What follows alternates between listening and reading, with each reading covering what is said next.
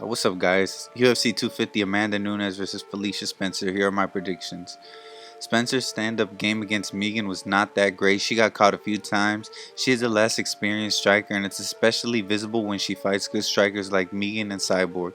Even though she can look slow, she does do a good job of varying her attack. She'll throw little bits of everything: hooks, straights, elbows, and kicks too. And she'll use the takedown attempts to set up some shots. Although when she gets backed up, she does look a little lost. Sometimes it looks like she's not comfortable on the feet. She likes to stay on her opponents, using the fence to clinch and work on takedowns. She uses pretty good wrestling to take the fights to the ground, where she can showcase her jiu-jitsu skills to finish fights. She loves that rear naked choke. All her professional submission finishes are by rear naked choke. She had a lot of success against Megan, but didn't have the same success against Cyborg. She initiated the clinch but could not take the fight to the ground and was ultimately edged out on the feet. She has really good stamina and she can really take a shot. I mean, she took some clean shots from Megan and some bombs from Cyborg. Nunes' striking can be really fluid but can also be very wild. She knows she has power, so she sometimes starts to swing heavy but wide, but she can also keep her combinations tight. She has the ability to remain calm when it's time to kill, which is a great trait to have. I think she has more power than Cyborg does, in all honesty. I think she has the striking advantage, no doubt. She can hold her own on the ground and tends to go to the mat at times, like against Jemaine. She does well when she's on top trying for submissions and dropping ground and pound.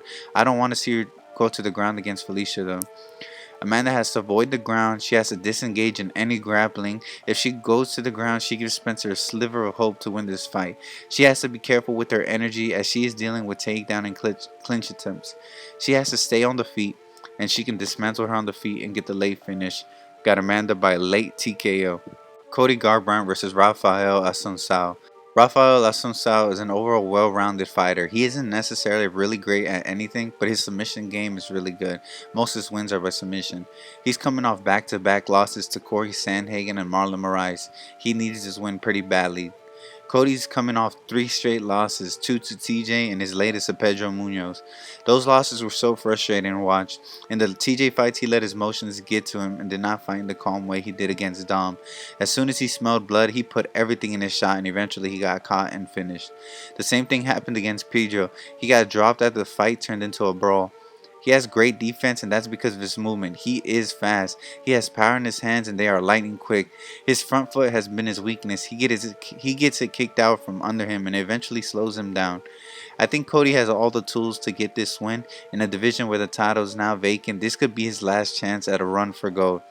If he manages to make the adjustments in his fight and fights his fight, he can definitely win. I don't know if he will, but I hope he can. I got Cody by decision.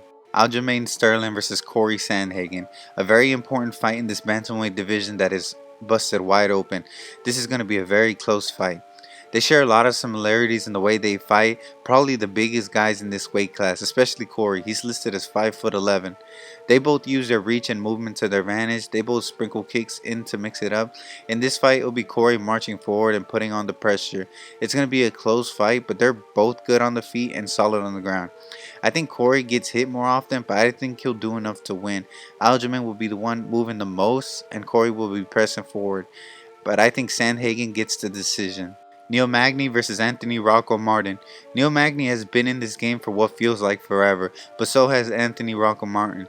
Both guys have never been able to get going to get close to the title.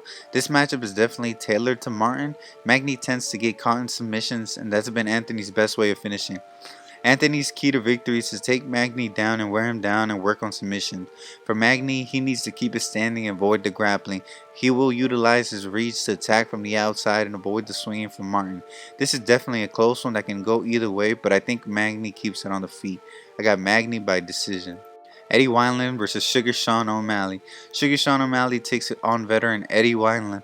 Wineland likes to move forward and put pressure. His best option would be to go for the takedown, but isn't the fighter that he is. He likes to keep it standing.